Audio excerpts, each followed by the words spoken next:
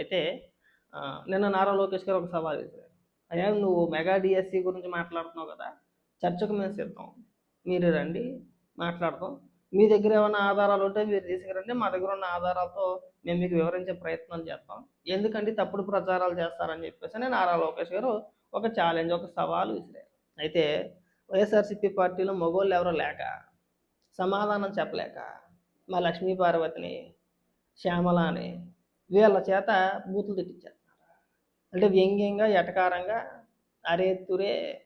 ఒకసారి లక్ష్మీ పార్వతి ఏమని మాట్లాడుతుందో వినిపిస్తుంది చూడండి. చాలా అన్యాయాలు జరుగుతున్నాయో, ఎంతమంది మహిళలు ఆత్మహత్యలు చేసుకున్నారు, హత్యలు చేయబడుతున్నారు. వీటన్నిటి మీద ఒక్కసారి విచారణ చేద్దామా? నీకు నిజంగా ధైర్యం ఉంటే ఇక్కడ మీ కరకట్ట కొంపకి మేము 200 మీటర్లో ఉన్నాము. ఇప్పుడు రమ్మంటే మేము రావడానికి సిద్ధంగా. ఎక్కడికి వెళ్ళిపోతావు నువ్వు? ఎక్కడికి వెళ్ళిపోతావు? నేను రమ్మంటే నువ్వు వెళ్ళిపోతావు. నిన్ను రమ్మనలేదు. ఎవరైతే ఆరోపణలు చేశారో జగన్మోహన్ రెడ్డి 2 సార్లు అనుకుంటా ఈ డిఎస్సికి సంబంధించి ఆరోపణ చేసాడు కాబట్టి అయ్యా జగన్మోహన్ రెడ్డి రండి అన్నారు. మీరు వెళ్ళిపోతారా? మిమ్మల్ని రమ్మనలేదు అక్కడ. అయినా జగన్మోహన్ రెడ్డి ఇదే సచ్చు రాజకీయాలు అయ్యా, వీళ్ళని పంపిస్తావు ప్రతిసారి కూడా. నీకు అంత చేత కానప్పుడు ఎందుకయ్యా రాజకీయాలు చేయడం? వీళ్ళ చేత మాట్లాడిపించేది నువ్వు. వీళ్ళ రాష్ట్ర ప్రజలకు నీతులు చెప్పేది. మీ గొడ్డల పార్టీ అనిపించుకున్నారు మీరు. లోకేష్ సిద్ధంగా ఉన్నాంరా, వచ్చి ఎవరి మేము కూడా నిన్ను ఒసే లక్ష్మీ పార్వతి నోరు అదుపులో పెట్టుకొని మాట్లాడు అనడం ఒక్క నిమిషం పట్టదు. అనాలనుకుంటే మేము కూడా అనేస్తాం. ఒసే లక్ష్మీ పార్వతి, గిసే లక్ష్మీ పార్వతి, నీ బతికి ఎంత, నీ స్థాయి ఎంత, నువ్వు ఎక్కడి నుంచి వచ్చేవు, నువ్వు ఎలా ఎన్టీ రామారావు గారు పంచం చేరేవు, ఎలా ఇన్ని పెళ్లి చేసుకున్నావో, నీ మొదటి భర్త వీరగంధం సుబ్బారావుని ఎలా వదిలేసేవు, నీ కొడుకు ఎక్కడ ఉన్నాడో, నీ కొడుకు ఎవరి దగ్గర పెరిగారు, ఇవన్నీ చాలా వస్తాయి. నీ బతుకు తగ్గ మాటలు మాట్లాడు, నీ స్థాయికి తగ్గ మాటలు మాట్లాడు. అరే తురే కొట్టావంటే ఎప్పుడో ఒకప్పుడు ఖచ్చితంగా మహిళల చేతిలో చెప్పు దెబ్బలు గట్టిగా తినేస్తాను. ఈ రెచ్చగొట్టే వ్యాఖ్యలు జగన్మోహన్ రెడ్డి సత్య రాజకీయాలకి ఈవిడ మాటల నిదర్శనం అన్నమాట. జగన్మోహన్ రెడ్డికి చేతకాని ప్రతి సందర్భంలోని, సమాధానం చెప్పలేని ప్రతి సందర్భంలోని ఈవిన్నో, రోజానో లేదంటే కొంతమంది మహిళా నాయకురాలనో తీసుకొచ్చి చంద్రబాబు నాయుడు గారి పైన అనుచిత వ్యాఖ్యలు, లేదంటే నారా లోకేష్ గారినో, పవన్ కళ్యాణ్ గారి పైన అనుచిత వ్యాఖ్యలు చేయించి పంపించేస్తాడు. ప్రీ ప్లాన్డ్ స్క్రిప్ట్ మాట డైవర్ట్ చేయడానికి. సమాధానం చెప్పలేరు. నా తెలియక అడుగుతున్నా. సరే, ఈ బహిరంగ చర్చలు పక్కన పెట్టేద్దాం, కాసేపు సవాళ్ళు గివ్వాలి ఇవన్నీ పక్కన పెట్టేద్దాం. నేను నువ్వు వెళ్ళిపోతానని చెప్పేసి కేకేస్తున్నావు కదా నువ్వు లక్ష్మీ పార్వతి. నువ్వు వెళ్ళవసరం లేదు. రాబోయే అసెంబ్లీ సమావేశాలకి, రేపు రాబోయే అసెంబ్లీ సమావేశాల్లో జగన్మోహన్ రెడ్డితో పాటు మిగిలిన 10 మంది శాసనసభ్యులు అసెంబ్లీకి వెళ్ళి ఇదే డిఎస్సి పైన మాట్లాడగలుగుతారా? ఆ దమ్ముందా? ఆ ధైర్యం ఉందా? లేదు. ఎందుకంటే వీళ్ళు చేసే ప్రతి ఆరోపణ పచ్చి అబద్ధాలు కాబట్టి మన అసెంబ్లీలోకి వెళ్ళి ఒకవేళ డిఎస్సి పైన చర్చ పెట్టండి అంటే ప్రభుత్వం ఖచ్చితంగా చర్చకు సిద్ధం అంటారు. వీళ్ళ దగ్గర ఉండాలి కదా సమాధానం, వీళ్ళు చెప్పగలగాలి కదా, వీళ్ళ దగ్గర ఉన్న ఆధారాలు చూపించగలగాలి కదా. వెళ్ళలేరు, చూపించలేరు. ఒకవేళ నిజంగా మీరు మాట్లాడుతున్నట్టు, మీరు ఆరోపణ చేసినట్టు ఒకవేళ డిఎస్సిలో ఏదైనా అవకతవకలు జరిగితే, మీరు అన్నట్టుగా అక్రమాలు జరుగుంటే కనుక రాబోయే అసెంబ్లీ సమావేశాలకి మీ దగ్గర ఉన్న ఆధారాలు ఏవైతే ఉన్నాయో వాటిని తీసుకొని జగన్మోహన్ రెడ్డి అసెంబ్లీకి వెళ్ళాలి. అసెంబ్లీలో చర్చ పెట్టండి.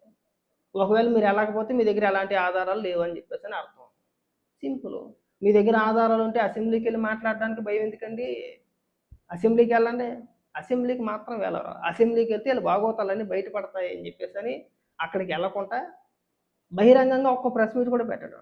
4 గోడల మధ్యన ఒక ప్రెస్ మీట్ పెట్టి తనకు కక్కాలనుకున్న విషయం అంతా కక్కేసి ఎవరు అడిగిన ప్రశ్నలకి సమాధానం చెప్పకుండా లేచి వెళ్ళిపోతాడు. నమస్కారం పెట్టేసి, మీకు నమస్కారం, నా స్క్రిప్ట్ అయిపోయింది, నేను అంతవరకే ప్రిపేర్ అయ్యాను, అంతకు మించి మీరు ఏ క్వశ్చన్ అడినా కానీ నా దగ్గర సమాధానం ఉండదు, నిల్లు అని చెప్పేసి వెళ్ళిపోతాడు.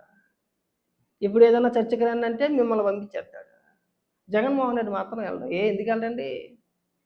మీరు చేసిన ఆరోపణలు ఒకవేళ నిజమైతే కనుక రాబోయే అసెంబ్లీ సమావేశాల్లో, రేపు జరగబోయే అసెంబ్లీ సమావేశాలకి అది 1 నెల పట్టుద్దా 2 నెలల్లో వస్తాయో తెలియదు, కానీ వచ్చే అసెంబ్లీ సమావేశాలకి ఖచ్చితంగా మీరు ఈ డిఎస్సి మీద చేసిన ఆరోపణలు నిజమైతే కనుక మీరు అసెంబ్లీకి వెళ్ళి అసెంబ్లీలో డిఎస్సి పైన చర్చ పెట్టాలని చెప్పేసి ప్రభుత్వాన్ని అడగండి. అడుగుతారు కూడా. కానీ వీళ్ళ దగ్గర ఆధారాలు ఉండవు. వీళ్ళు చెప్పేది పచ్చి అబద్ధాలు. ఎప్పటి నుంచి కాదు, ఎప్పటి నుంచో వీళ్ళకి ఉన్న అలవాటే అది. ప్రతి దానిపైన విష ప్రచారమే. అమరావతి పైన విష ప్రచారమే, ఏదైనా పరిశ్రమ వస్తే విష ప్రచారమే. మెగా డిఎస్సి దానిపైన విష ప్రచారమే. అయినా నాకు తెలియక అడుగుతాను, ఈ లక్ష్మీ పార్వతి కావచ్చు, వీళ్ళు మాట్లాడే వీళ్ళు కావచ్చు, ఎవరైనా కానీ అసలు మీరు 5 ఏళ్ళు అధికారంలో ఉండి ఒక్క డిఎస్సి నోటిఫికేషన్ ఇవ్వకుండా, ఒక్క టీచర్ పోస్ట్ భర్తీ చేయకుండా, ఇవాళ మీరు వాళ్ళ పైన ప్రేమ చూపిస్తున్నారంటే జనాల పిచ్చోళ్ళు అనుకుంటున్నారా? ఆ మాత్రం తెలియదండి వాళ్ళకి. ఆ డిఎస్సి అభ్యర్థులు ఎవరైతే ఉన్నారో వాళ్ళకి తెలియదా? ఏదో వెనకటికో సామెత ఉంది, గొర్రె కషాయాన్ని నమ్మినట్టు ఎవరైతే కొంతమంది అభ్యర్థులు లేరో వాళ్ళని చూసి నవ్వాలో ఏడవాలో అర్థం కావట్లా.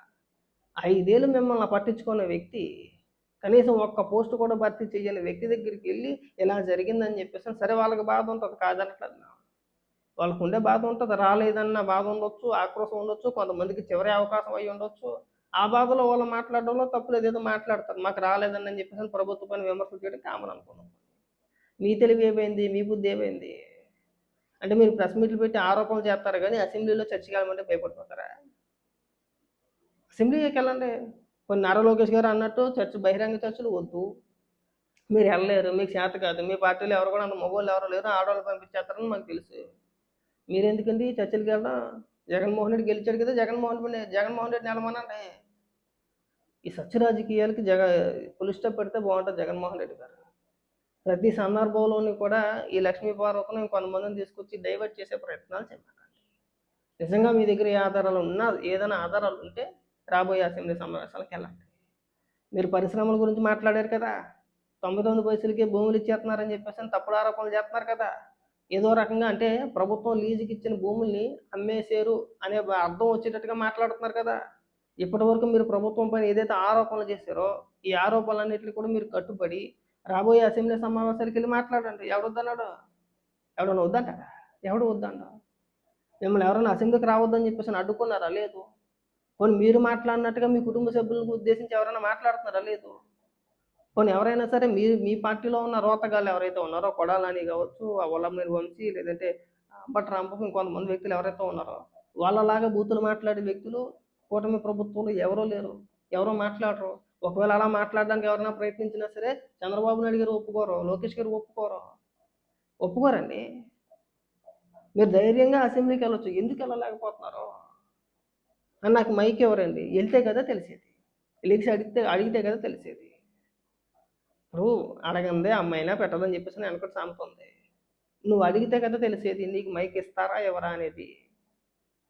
గౌరవ స్పీకర్ గారు, డిప్యూటీ స్పీకర్ గారు పదే మీరు అసెంబ్లీకి రండి అయ్యా, మేము మీకు మైక్ ఇస్తాము, మీరు మాట్లాడండి, అసెంబ్లీ సమావేశాలు చక్కగా జరగాలి, రాష్ట్ర ప్రజలందరూ చూస్తారు, రాష్ట్ర ప్రజలకు కూడా తెలియాలి ఎవరి ప్రభుత్వంలో ఏం జరిగింది, ఎవరు మేలు చేస్తున్నారు ఏంటని తెలియాలని చెప్పేసి పదే పిలుస్తుంటే, అవి బాబు లేదండి నాకు మైక్ ఎవరో నేను వెళ్ళను. వెళ్ళి వస్తే తెలుసుద్ది అక్కడికి, మైక్ ఇస్తారో ఎవరో వెళ్తే కదా తెలిసేది. అలా వెళ్ళరట. అని చేయకపోతే తాడిపల్లి కొంపలో కూర్చోవాలి, తప్పుడు ఆరోపణలు అన్నీ చేసేయాలి, ఏది పడితే వాగేయాలి, పారిపోవాలి, బెంగళూరుకి పారిపోవాలి. ఈ 4 వచ్చినాయి మనకి. జగన్మోహన్ రెడ్డికి ఏ వచ్చిందిరా అంటే కులాల మధ్య చిచ్చు పెట్టాలి, మతాల మధ్య చిచ్చు పెట్టాలి, ఎక్కడైనా ఎవరైనా చనిపోతే దాన్ని కులానికి ఆపాదించేసే ప్రయత్నాలు చేయాలి, దాన్ని ఏదో రకంగా రబ్స్ చేసే ప్రయత్నం చేయాలి. లేదంటే కనుక మన వల్ల అవ్వట్లేదు అనుకున్న సందర్భంలో లక్ష్మీ పార్వతనో, శ్యామలానో, రోజానో తీసుకొచ్చి బూతులు తిట్టించేయాలి, రెచ్చగొట్టే వ్యాఖ్యలు చేయించాలి. ఇప్పుడు మొత్తం అంతా డైవర్ట్ అయిపోతారు కదా, అప్పుడు చక్కగా ఉంటుందన్నమాట. ఇంతేనా నీ సత్య రాజకీయాలు జగన్మోహన్ రెడ్డి? మిమ్మల్ని గొడ్డల పార్టీ అనేది అందుకే, మిమ్మల్ని ఊరికి అనలేదు. గొడ్డల పార్టీ, సత్య రాజకీయాలు, జగన్మోహన్ రెడ్డి పిరుకోడు అనేది ఎందుకే. జగన్మోహన్ రెడ్డి నిజంగా పిరుకోడే. నిజంగా ధైర్యం ఉంటే కనుక ఖచ్చితంగా ఈ అసెంబ్లీ సమావేశాలకు వెళ్ళాలి. అసలు ఈ 2 ఏళ్ల ప్రభుత్వం పైన, అంటే ప్రభుత్వం ఏర్పడి 2 ఏళ్ళు అవుతుంది.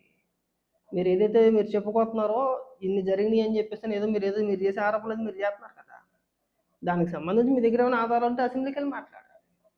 అలా కాదు రోడ్డు ఎక్కేస్తారు, మేము వచ్చేస్తాం చర్చకి, మిమ్మల్ని ఎవడో ఏకలేదు, మీకు అంత స్థాయి లేదు, మీకు అంత హోదా కూడా లేదు.